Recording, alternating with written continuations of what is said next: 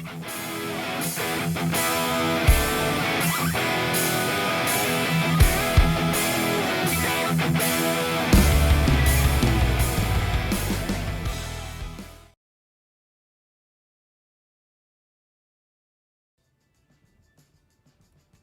guys, so today on the bench we have a TLR 22T.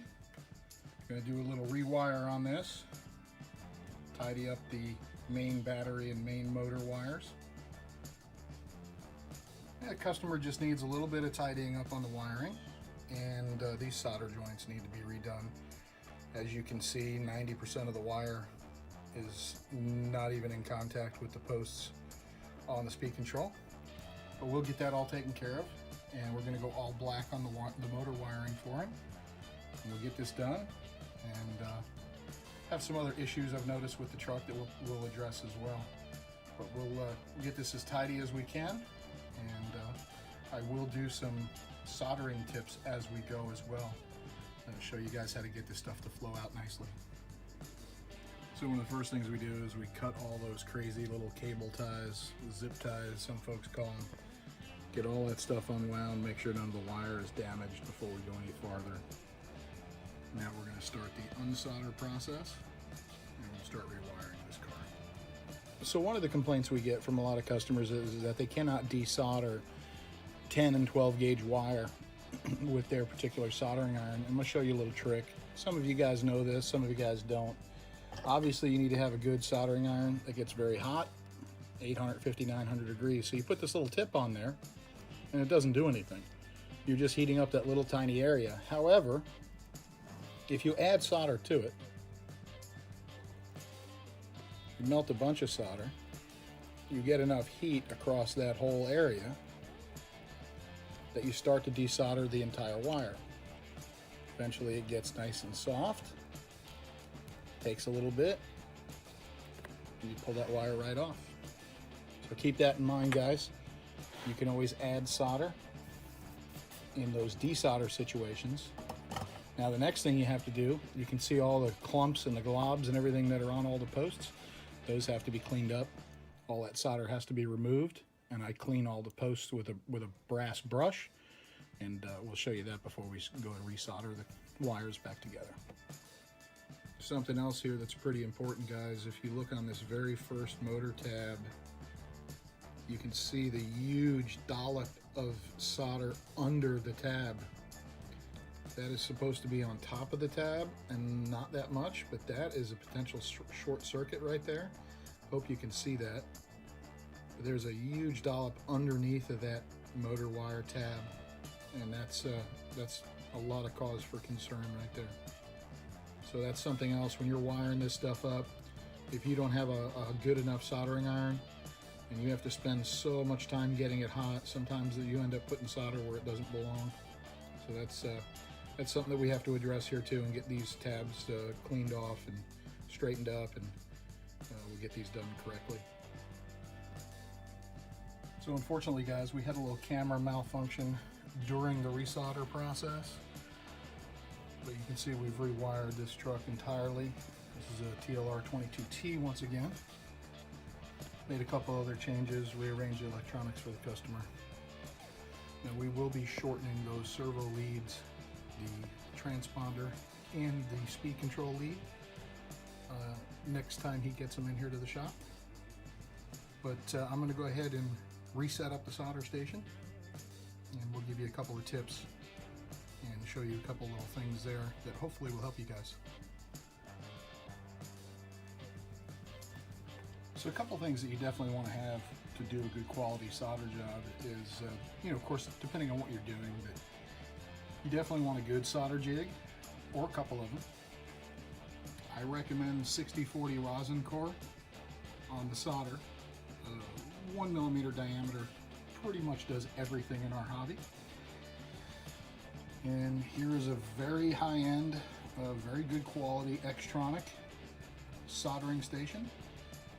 And this thing here gets very serious, as you can see, 896 degrees, which is very important. That is very, very important. Now we do have some other solder here, also 60-40, just bigger diameter. But these are some tools you're going to need: the brass brush, pretty important. Your CNC solder jigs, some good, decent, clean solder. Nothing that's dirty. If it's dirty and has oil and all kinds of crap on it, you need to clean it with acetone or get a fresh roll. And a really good soldering iron. Heiko is something that we used, it's a brand that we used for many, many, many years. In fact, over on my messy bench, and it is messy, I still have my original Heiko 936. Oh, I guess that thing is probably 25 years old, and it still kicks. It's just in the corner in the mess, so I bring out the little portable unit. It's a little bit easier to use. So we'll get after it here in just a second, and hopefully show you a couple tricks that you can utilize, making your solder jobs a little easier. All right, so as you can see, we've got a 4mm bullet connector. This is a butt style connector, sort of like something that comes on like a Castle Creation system where you can unplug the motor from the speed control. And you can see it is brand new. We make it a good point to make sure everything that we work with is clean and ready to go. So one of the first things that I do to make this job a little bit easier is we'll go ahead and get our tip in there. We'll start getting her warmed up. And it's actually a little cool today for a Florida day, so it takes a little bit longer than it might on other days, especially during the summer. And we'll just start to get some solder to flow in here. You can probably see it sort of glue itself to the back wall of that fitting there. Let's see how that bullet is right there. It just sort of glues itself to the back very nicely. So we'll put that aside. We'll get our wire here that we're going to use. We'll get our wire cutters, and we'll strip back a little section of this wire, reveal some nice fresh wiring. Hopefully you can see that. We have our second solder jig sitting here that we're going to use just to make things easy. Now, one thing you want to remember on this one, try to keep as much of this bullet out of the block as possible, because this block acts like a heat sink and it will draw the heat away quickly from the item that you're soldering on. So it's always something you want to think about, especially if conditions are a little colder, if maybe your soldering gun isn't quite up to the task. Try to keep your work out of that block as much as possible. Okay, so now we're going to go ahead and pre-tin our wire here as well. And what I do is I like to just kind of get up to the end of it, sort of like that. Let it warm up a little bit and start flowing some wire into those strands.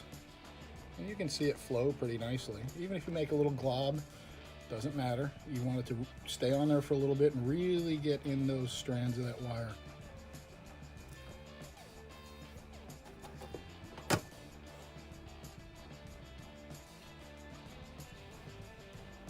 So now we've placed both of our pieces basically together, which will make it a little bit easier. And obviously not every soldering job is going to be like this. But I like to lay as much of this tip, I'm cleaning it again on some brass type steel wool. I like to lay it across, get as much of it on there as I can.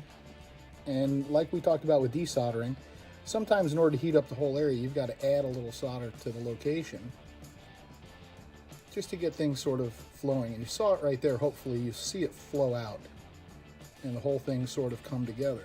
You can see it flowing the solder nicely. And don't be afraid to leave it on there for a little bit. Make sure that it flows through all the strands and into all the nooks and crannies of your part that you're trying to solder. What you think might be a good solder job that's a huge pile, a huge mess of stuff, generally is the worst solder joint you're ever going to have. Something that's nice and clean and looks very liquid, looks like it flowed in there like ice cream melting, is going to be your best joint with the least amount of resistance. So your completed joint really looks very nice. It's flowed out all over. There's no air pockets. There's no areas that the solder is missing, and you can see that it has flown, that it has flowed onto both the bullet and thoroughly through the strands of wire. So that is an absolutely excellent joint, and we'll finish that up with a little bit of shrink sleeve.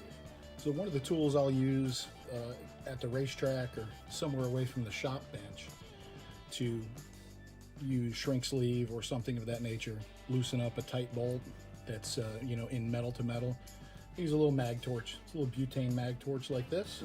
It's pretty easy to use, very convenient. Of course, it gets very, very hot, so you have to be very careful. Generally in the shop here, I use heat guns to use to tighten up shrink sleeve and things of that nature. So on a bullet like this, that's that long, you want to make sure that however you're wiring this to your ESC, to your motor, to battery connector, whatever it may be, that you don't leave this much exposed, because that obviously is a potential for a short.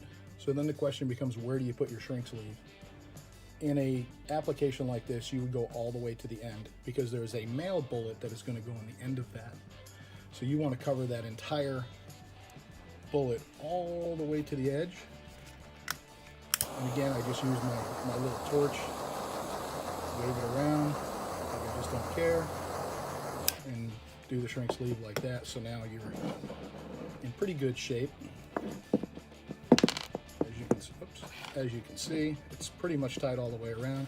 I will still get the back side of it just a little bit, in case I didn't see the heat correctly. But that is a completed 4mm bullet connector that we'll never have a problem with. There'll be no amp loss. If there is, it's very, very minuscule compared to some of the solder joints you see out there. Some of them are really, really bad, I'm not gonna lie. But that's the way you correctly flow out a joint when you're doing solder work like that. And this is something you'll never have to worry about. It's secure, it's accurately done, it's done with enough heat, it's done with the right type of solder. Now you've shrink sleeved it, so it's sealed. This will last longer than your RC car.